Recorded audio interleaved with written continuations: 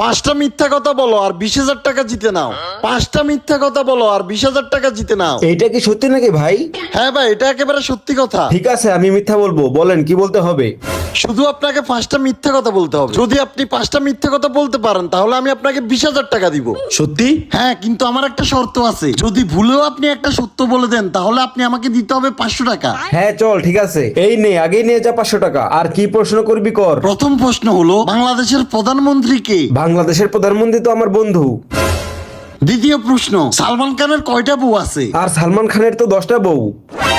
তৃতীয় প্রশ্ন, চাঁদে সবার প্রথমে কে গেছিল? আরে চাঁদে সবার প্রথমে তো আমি গিয়েছিলাম।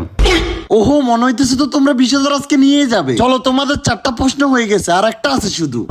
আরে 4টা কোথায়, মাত্র তো 3টা হলো। আপনি সত্যি বলে দিছেন, 500 আমার হয়ে গেছে।